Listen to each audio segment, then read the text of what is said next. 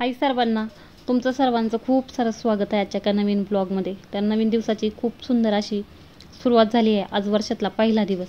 तर तुम्हाला सर्वांना माझ्या परिवाराकडून नवीन वर्षाच्या खूप साऱ्या शुभेच्छा। येणारं नवीन वर्ष तुम्हाला भरभराटीचं आनंदाचं जाऊ देत। ज्या काही तुमच्या इच्छा असतील तर त्या पूर्ण होऊ देत ही महादेवचरणी प्रार्थना करते।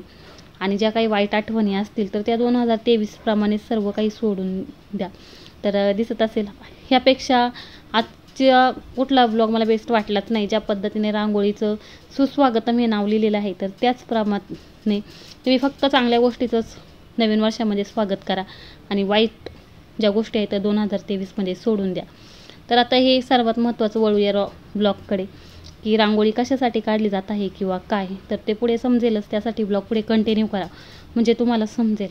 एरियातली प्रत्येक लेडीज ही रांगोळी काढत होती। संपूर्ण एरिया स्वच्छ चकाचक धुवून घेतला होता। प्रत्येकाने आपल्या दरवाजासमोरच नाही तर संपूर्ण एरियाभर रांगोळीने सर्व रंगवून टाकलं होतं, रंगीबेरंगी झालं होतं। आता ते कशासाठी काय तर ते तुम्हाला पुढे समजेलच। 2024 मध्ये असा सोहळा आपल्याला बघायला भेटणार आहे ते आपलं भाग्यच आहे। तर त्याचप्रमाणे 2023 मध्ये हे छोट्याशा का होईना रूपाने आम्हाला त्याच्यात सहभागी होण्याचं भाग्य भेटलं, तर ह्याच्यासारखा आनंद कोणताच नाही। तर त्या सर्व ठिकाणी रांगोळी काढण्याचं काम चाललं होतं। आता ती कशासाठी तर पुढे समजेल। चालली रांगोळी काढण्याचं, तिकडे वरती पण सर्वांची चालली रांगोळी काढतात। आता मी गेले होते तिकडे, ते छोटी मुलं काढतात ते झाडून सर्व वर रस्ता चकाचक केलाय। आता इथे नवीन डिझाईन तर दिसत असेल प्रत्येक ठिकाणी रांगोळी काढली होती। प्रत्येक लेडीज एरियातील मुली फक्त 1 तासामध्ये ही सर्व तयारी केली असेल। म्हणजे डायरेक्टली 5:30 वाजता सांगण्यात आलं की संपूर्ण एरिया साफ करून घ्या, त्याच्यानंतर रांगोळी काढा। जेवढं चांगलं जमेल तेवढ्या पद्धतीने चांगलं स्वागत करा। मुलींबरोबरच एरियात असणाऱ्या मुलांनी सुद्धा तेवढाच उत्साह दाखवला। म्हणजे इवन स्वागतासाठी डीजे तयार करण्यापासून तर दुसरं की फुलं वगैरे अरेंज करणं, पुन्हा या सर्व रांगोळ्या आणून देणं, हे सर्व गोष्टींची मुलांनी तयारी केली। तर खूप छान वाटलं। फक्त 1 तास असल्यामुळे थोडीशी धांदल उडाली, पण तेवढं ॲडजस्ट केलं सर्वांनी। झाली रांगोळी काढून? हो झाली रांगोळी काढून। आता मेकअप करायचं टाइम आहे अजून। टाइम। सर्वांच्या रांगोळ्या छान झाल्यात काढून। सगळे असं वाटत असेल मी एकटीच उभी, पण आम्हाला एवढी छान रांगोळी येत नाही। घरी सर्व ठिकाणी झाली रांगोळी काढून। आरवीचा आवरायचं, मेकअप करायचा, आरवीचा पण, माझी पण आवरायचं, साडी वगैरे घालायचे। तर कसलं अयोध्याला कलश जाणार आहे, तर कलश लागणार आहे तिकडे, तर त्याच्यात काहीची तरी मिरवणूक मला पूर्णपणे माहीत नाही। फक्त एवढं सांगितलं रांगोळी काढा आणि तयार होऊन थांबा बायकांनी। 1 तासामध्ये सर्व तयारी। तर कसली तरी मिरवणूक आहे, कलश मिरवणूक म्हणून आणि कलश पूजन असं। तर आता मी ते आवरण्यासाठी घेतलं होतं। ज्या दिवशी व्हिडिओ काढली तर त्या दिवशी मला पूर्णपणे माहीत नव्हतं। फक्त एवढं सांगण्यात आलं की आपल्याकडे कलश येणार आहे तर त्याची मिरवणूक काढायची। फक्त 1 तासामध्ये मी सांगितल्याप्रमाणे तयारी केली। म्हणजेच रांगोळी काढण्यापासून तर इव्हन सर्व एरिया साफ, कुठल्याही प्रकारचा कचरा नाही किंवा काही नाही, तर ह्याची काळजी लेडीजला घ्यायला सांगितलं। प्लस स्वतःचं आवरून तयार होऊन स्वागत करायला सांगितलं। तेव्हा मला माहीत नव्हतं, त्यामुळे मी असं म्हटलं सुद्धा कसला तरी कलश। तर अयोध्याला 22 तारखेला जो सोहळा होणार आहे तर प्रत्येक ठिकाणी ते मला म्हटले, महाराष्ट्रातच नव्हे तर संपूर्ण भारतभर मंगल कलश आहे तर तो फिरवला जात आहे आणि त्याची प्रत्येक गावानुसार एरियानुसार छान असं स्वागत केलं जात आहे। पुन्हा प्रत्येक ठिकाणी याची मिरवणूक काढली जात आहे। तर तोच मंगल कलश आज आमच्या इकडे येणार होता। मुलांच्या खूप साऱ्या प्रयत्नांनंतर आजचा दिवस त्यांना भेटला होता। म्हणजेच म्हणतात ना, तारखी बुक होत्या प्रत्येक ठिकाणी, प्रत्येकाच्या सोयीनुसार जसं अवेलेबल होईल तर तसं देत होते। तर त्यामुळे आज अचानक भेटल्यामुळे मुलांना काही कुठल्याही प्रकारची पूर्वतयारी माहीत नव्हतं, तर अचानक ठरल्यामुळे ही सर्व तयारी करावी लागली। फक्त 1 तासामध्ये सर्व गोष्टी आवरल्या। तर आता इथे मी माझं आवरण्यासाठी घेतलं। माझं जे गळ्यातलं होतं तर ते तुटलेलं होतं जे मी घालते ते। तर सासूबाई म्हटलं एक काम कर, ह्या साडीवरती हे जे माझं मोठं गळ्यातलं आहे तर ते घाल, ते छान दिसेल ह्या साडीवरती। तर त्यांनी ते त्यांचा मला राणीहार घालण्यासाठी दिला आणि माझं बऱ्यापैकी आता इथे आवरून घेतलं। दुसरं असं की आता मिरवणूक आली होती, डीजेचा वगैरे आवाज यायला लागला होता। आरवी दिसत असेल, आरवी पण तयार झाली होती। मला काही एवढं परफेक्ट आवरायला भेटलं नाही, कारण बऱ्यापैकी सर्वजण निघून गेले होते आणि सर्व कार्यक्रम म्हटलं की लेडीजचा हा टास्कच असतो। बाहेरची सर्व तयारीपासून स्वतःचं नीटनेटकं आवरणं, त्यानंतर घरातलं स्वयंपाक, ह्या सर्व गोष्टी आल्या। पण आम्ही स्वयंपाक वगैरे करत बसलो नाही। म्हटलं स्वयंपाक जेवण काम हे आता दररोज होतच राहते. तर असा दिवस पुन्हा येणार नाही, तर त्याच्यामुळे आम्ही घरात आहे तसंच ठेवलं. आणि त्याच्यानंतर सासूबाई आणि मी गेले कलश मिरवणुकीच्यासाठी. माझं झालंय आवरून सर्व लेडीज गेल्यात निघून. मलाच झाले लेट. सर्वांनी दिवे वगैरे लावलेत. तुम्हाला खूप जाण्यासाठी लेट झाले. कानातले पण नाही चेंज केले. सोन्याचे कानातले चेंज करायचं म्हटलं की अजून खूप टाईमपास होतो, तर म्हटले चला सर्वच निघून गेले ते. आता मी ते सर्वजण पोचलो होतो. जवळच असणाऱ्या मारुतीच्या मंदिरापासून जी कलशाची मिरवणूक आहे तर ती करायची होती. आणि सांगण्यात आलं होतं की दोघींनी कलश डोक्यावरती घ्यायचा, त्याच्यानंतर पुढे दोघींनी लगेच तयार राहायचं. आणि अशा प्रकारे कलशाची जी मिरवणूक आहे तर ती करायची आहे. खूप छान वाटलं. खूप सर्वांनी चांगला प्रतिसाद दिला. आणि कमी वेळेमध्ये आमच्याच एरियात नाही तर जवळपास असणाऱ्या सर्व एरियामध्ये लेडीजने खूप छान पद्धतीने तयारी केली होती. पुन्हा खूप सुंदर असं वाटलं.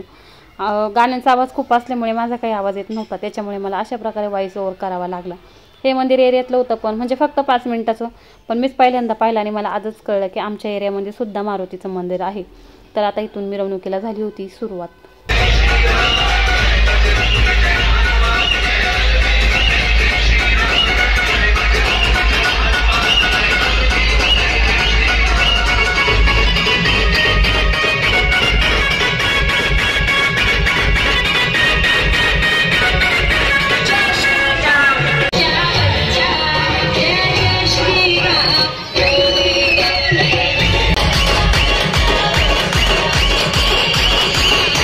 तर हा जो उत्साह आहे तर आपल्या असणाऱ्या प्रत्येक सणाप्रमाणे तेवढाच जल्लोषात आणि उत्साहात साजरा करण्यात आला. लेडीजने दिवाळीप्रमाणे छान असं आवरून मेकअप करून कलश जी मिरवणूक आहे तर ती केली. मुलांनी छान असा डान्स वगैरे करून फुलं उधळून प्रतिसाद दिला. खूप छान वाटलं. तर तुमच्या इकडे सुद्धा हा मंगल कलश आला आहे का, तर कमेंटद्वारे नक्की सांगा. त्यामुळे समजेल की आपल्या कोणत्या कोणत्या भागामध्ये मंगल कलश गेलेला आहे. दुसराचं की कोणत्या सिटीमध्ये, कोणत्या एरियामध्ये, कोणत्या राज्यामध्ये हा कलश आलेला आहे तर ते सुद्धा कमेंटमध्ये सांगा.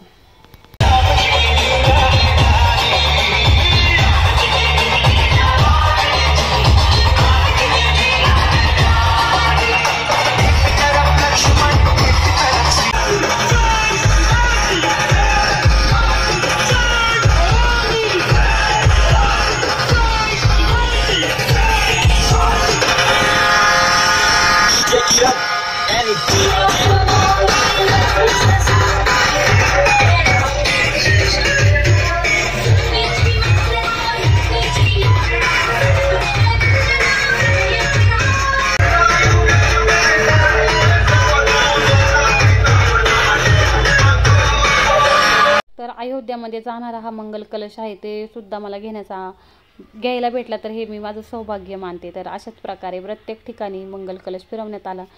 प्रत्येक ठिकाणी गेल्यानंतर दोघी जणी दुसऱ्या यायच्या. प्रत्येक ठिकाणी एक एरिया म्हटले तरी त्याच्यामध्ये खूप साऱ्या अशा असं म्हणतो की कॉलनी वगैरे असतात.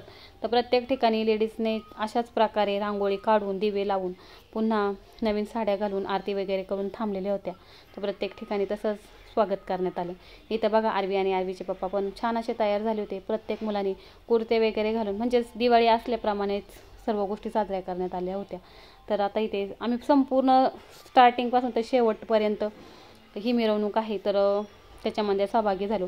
कुठल्याही प्रकारचा डोक्यात विचार आला नाही. स्वयंपाक करायचा काय करायचा पूर्णपणे त्याच्यामध्ये रमून गेलो होतो. त्यानंतर आमचा जो एरिया आहे तर तिथे आम्ही पोहोचलो होतो. पुन्हा आमच्या डोक्यावरती दुसरा कुठे गेला जय श्रीराम जय श्रीराम. इकडे बघा ए सर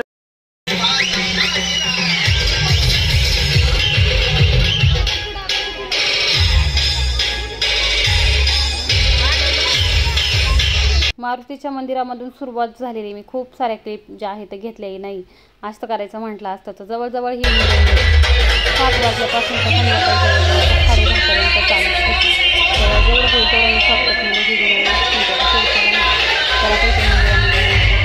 पुढे जी माहिती आहे त्याची व्यवस्थित आहे तुम्हाला समजेल कसं संध्याकाळ व्यवस्थित आवाज येत नव्हता तरी पण मी प्रयत्न केला आणि जास्तीत जास्त समजेल. आता इथे गणपती बाप्पांच्या मंदिरामध्ये कलश ठेवण्यामध्ये आला. तर आता इथे दिसत असेल मंदिराच्या वरती आल्यानंतर त्याचप्रमाणे फुलांची उधळण वगैरे करून आतमध्ये कलश घेण्यात आला होता. पुढे संपूर्ण ज्यांनी आमच्यापर्यंत हा कलश पोचवला, कशा प्रकारे जो सोहळा आहे 22 जानेवारीला त्या संदर्भात माहिती देण्यात आली आहे किंवा हा कलश कशासाठी भारतभर फिरवलं जात आहे तर त्याचीसुद्धा माहिती सांगण्यात आलेली आहे. तर तुम्ही जेवढं शक्य होईल तेवढं शेअर करा. ज्यांना माहीत नसेल त्यांना माहिती करून द्या की 2024मध्ये आपल्या भारतामध्ये खूप सुंदर असा सोहळा साजरा होणार आहे. त्याच्यामध्ये आपण थोडंसं सहभागी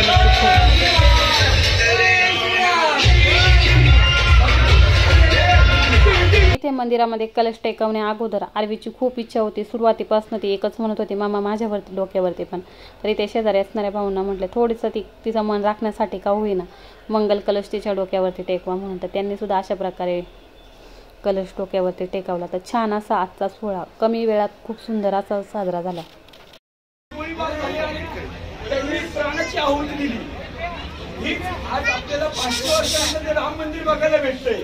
ही आपल्यासाठी खूप मोठी आनंदाची गोष्ट आहे.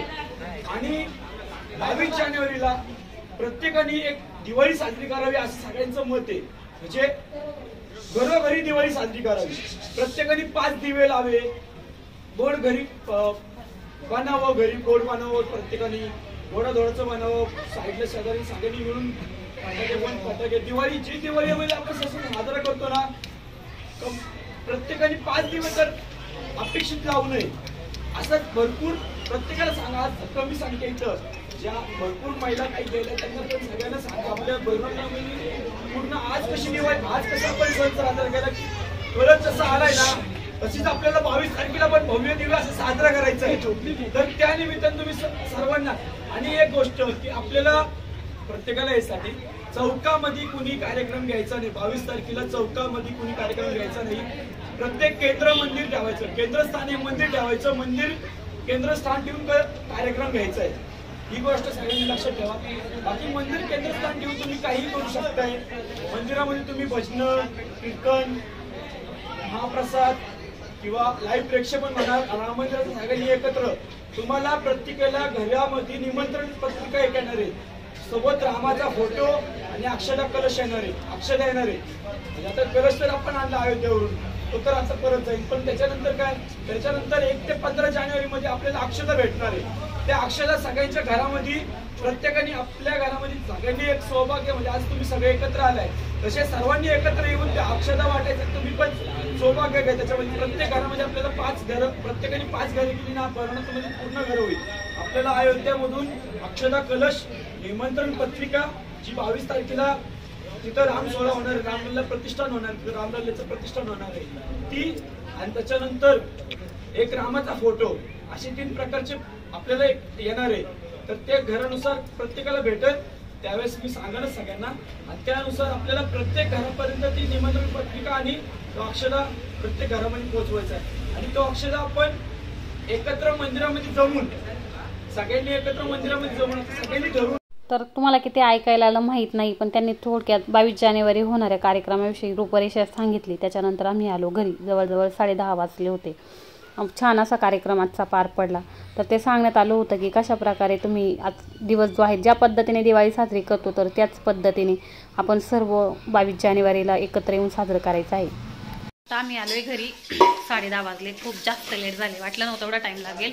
लवकर येईल असं वाटलं होतं, पण पूर्ण एरियामध्ये मिरवणूक. तर आता इथे मसाले भाताची तयारी, सोयाबीन भात, ते पटापट सर्व भाज्या तयार करून दिल्या. आणि आता ती स्वयंपाकाची तयारी. 10:30 झाले. खूप जास्त लेट झाले. आता आरवीचा झोपण्याचा टाईम झालाय. बघा तयार केलेल्या सर्व भाज्या. आणि इथे तांदूळ शिजवून ठेवलाय. ते सर्व भाज्या पडल्यात. मोबाईल पहिला थोडा चार्जिंगला लावते, पूर्णपणे ऑफ व्हायला लागलाय कारण बराच वेळ मोबाईल चालूच होता. तर त्याच्यामुळे तर व्लॉग नंतरून एंड करते. तर आता पहिला स्वयंपाक करून घेते. आता जेवण वगैरे झाले, फ्रेश झाले. छान झालता भात. घाईघाईमध्ये केला मसाले भात, पण छान झाला होता. आता वाजलेत 12 आणि 12 वाजता आईस्क्रीम त्यांनी आणली आहे. कटिंगची आईस्क्रीम. पहिलं पण कधी दाखवलं असेल मी. म्हणते बघा की सर्व प्रकारचे फ्लेवर असतात, पिस्ता, बदाम, मँगो आणि अंजीर. त्यांचे सर्वात आवडतं म्हटलं तर अंजीरचा फ्लेवर. तर खाते म्हटलं तर वाटले खूप थकल्यासारखं झालंय. पूर्ण राऊंड चालत म्हटलं तरी एकदम पाय आता गपगप करायला लागले. चमचा किती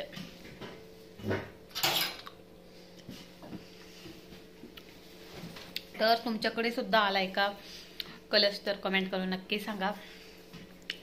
मला तर काही माहित नव्हतं, अचानक आज माहीत झालं आणि तेव्हा कळलं की सर्व ठिकाणी भारतामध्ये हा कलश फिरत आहे. तर तुमच्याकडे आलाय का, आणि आला असेल तर कोणत्या सिटीमधून आलाय तुम्ही, म्हणजे कुठून आहे, तर ते पण कमेंटमध्ये सांगा की या सिटीमध्ये कलश पोचलेला आहे म्हणून. तर सगळीकडे जाय 22 जानेवारीला मला असं त्यांनी सांगितलंय की स्थापना होणार आहे. तर असं तर चला आता आईस्क्रीम खाते आणि त्याच्यानंतर डायरेक्टली झोपते, खूप थकल्यासारखं आहे. Bye, good night. भेटूया पुढच्या नेक्स्ट ब्लॉगमध्ये. तर व्हिडिओला लाईक करा, जास्तीत जास्त शेअर करा, म्हणजे समजेल ही व्हिडिओ ॲटलिस्ट की जास्तीत जास्त शेअर करा जेणेकरून सर्व लोकांना समजेल की काय कार्यक्रम आहे किंवा काय. Bye, good night.